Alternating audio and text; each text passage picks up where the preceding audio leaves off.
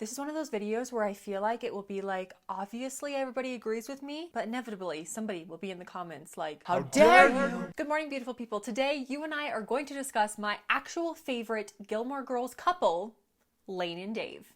Grab your coffee, let's get started. I truthfully feel like Lane and Dave are that couple that I always wanted to see. They were my favorite couple when we finally started seeing them. It wasn't until season 3, and then he got taken away from us by another show. Still bitter about it. No, I never watched that show. Don't put any spoilers in the comments about that show because I might watch it.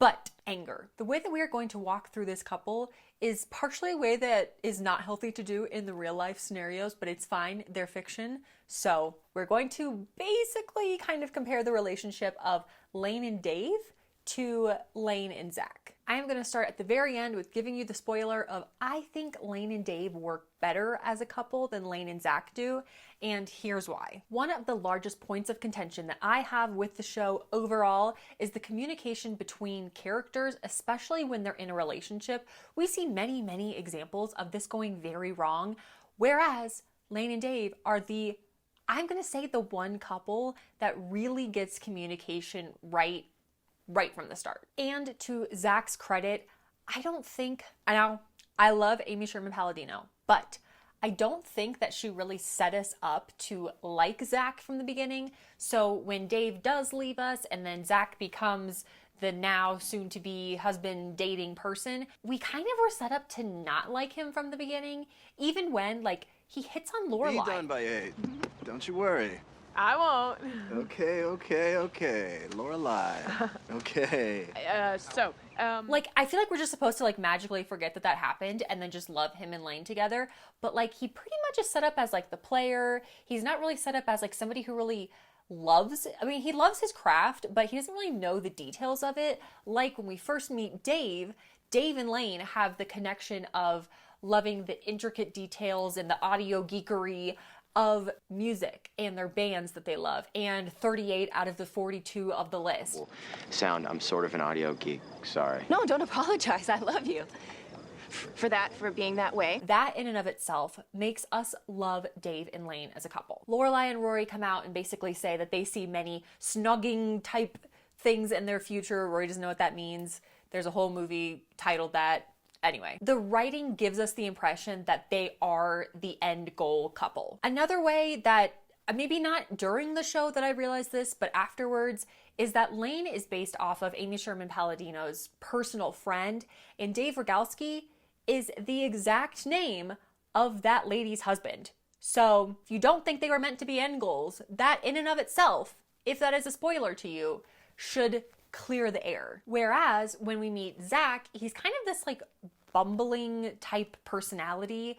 I know I've already said it, but I do not like that he hits on Lorelai. It just seems so awkward to then have her be making the wedding dress for the wedding of Lane and him later on in the show. It feels kind of like it was almost maybe an afterthought, that because Dave ends up going to his own show. I know he's an actor, but we're just going to call them by their character names. Because Dave ends up going to his own show later. Now Zack kind of has to step in as the to-be spouse. I almost wish maybe when Dave didn't work out in the writing of the show, that they just had Lane be her own person. And I know that they didn't know about the A Year in the Life, but if maybe then we got to see Dave come back and find out that they had reconnected later on or something like that, because their chemistry just makes a lot more sense. Hey, I'm gonna go outside and get some men, okay?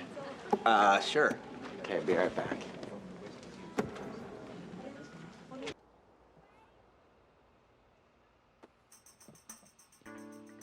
I know that this is the number one point that if I do not say, everybody will be like, well, how did you not say that? But this is still also one of my favorite things about Dave is he sacrifices for Lane and Lane sacrifices for Dave, in that he reads the entire Bible in an evening to try to figure out what on earth Mrs. Kim just said, only to then find out that it was just a joke. But Mrs. Kim respects him and allows them to go to the prom together. All right. All right, what? You can go to the prom, but you cannot get married.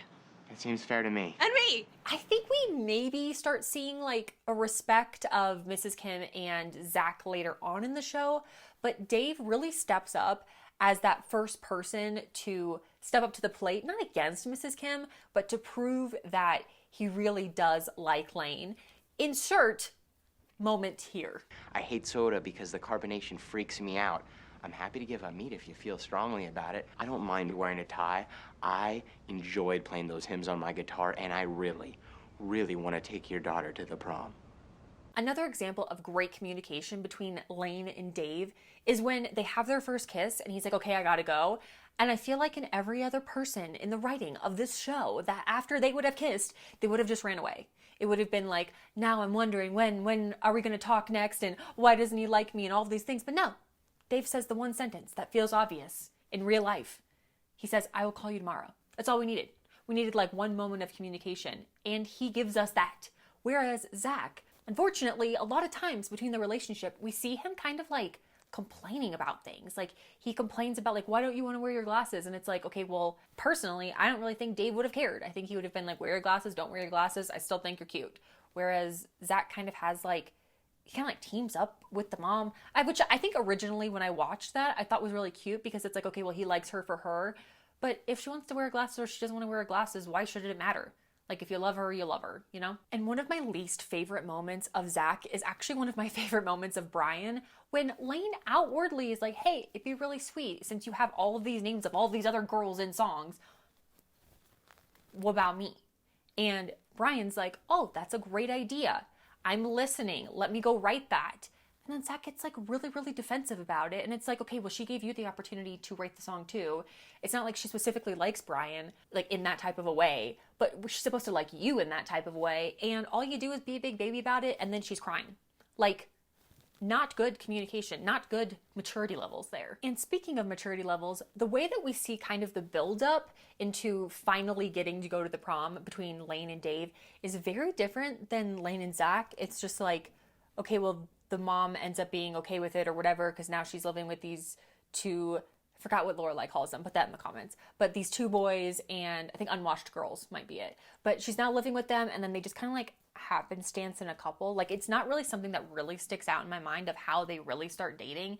Like I think it's cute where he carries Brian off to the room and all of that, but like the buildup that we see and the sacrifice that we see and the like cute moments, like where are the cute moments between Zack and Lane? Like we see them all the time between Lane and Dave. It just feels, it leaves us wanting for more, and for the communication and the connection that we see between Dave and Lane, I don't really feel like we see that between Zack and Lane. And seriously, do not even get me started on the proposal because we're in a fight, we get frustrated, you walk away and then you come back at my job and then you're gonna propose. Like I don't care if it's Luke's, like that's just so awkward. And he comes in so awkward and he's like bumbling through and then just proposes. And I just feel like Dave would have done something very sweet and romantic because the other moments that we see of Dave are very sweet and romantic. Like he doesn't even change. He just literally goes home and reads the whole Bible and then comes back all disheveled. Whereas Zack comes in like, do you want to get married? Like, I don't know. It feels like an afterthought. It feels like a weird solution to a problem. Like, that's not a solution. Like, we see Lorelai literally be like, no, try again later, Max. That's not how you resolve an argument. So why did Zack think that was a great idea? Now, I know they weren't in the same room when that happened, but like, why do that twice in a show? Why write that twice in a show? Now, like, give us a reason to like Zack. And lastly, as we say goodbye to Dave in the show, it just bums me out on the way that it happened. Like, it feels very out of Dave's character to go off to, I think it's college. I don't know. I started blocking out parts of this because I was getting really frustrated for Lane. But basically, he just kind of goes off and then never contacts her again. And it's like, okay, that's our breakup. Like, I even wish that, like, he had come back for 1 or 2 more episodes, even though he had that show. Like, I'm sure he could have figured out time-wise of it and come back and, like, they had started, like, maybe not, like, assassinating his character of just, like, okay, well, Lane, you, goodbye, I don't like you anymore. But just something that gave us more closure than nothing. It was literally like, okay, here's a marriage jug. We love Dave. Okay, goodbye forever. The send-off, there's so many more directions I think this could have gone. But if you have a solution for how it should have ended in XYZ way, let me know in the comments. I just think Lane deserved so much better. I love this character and I really want her and Dave just to be together. In my mind's eye, that's what ends up happening, not whatever happens in the show. And like, they love their kids. their kids aren't a burden, where I feel like it's kind of like depicted that way with Lane and Zack. Like their kids are like burdensome. Oh my word. Oh, I haven't even talked about that. They get married and then they go on their honeymoon, and their honeymoon's just like a full-on disaster everywhere. You're with your person. Like even if it is not great, it should have something. Like it doesn't have to be perfect to not be like the worst scenario ever. So let me know in the comments what you think about this. I'm excited to hear. Let me know. Be kind. Have a wonderful day, and I'll see you next time.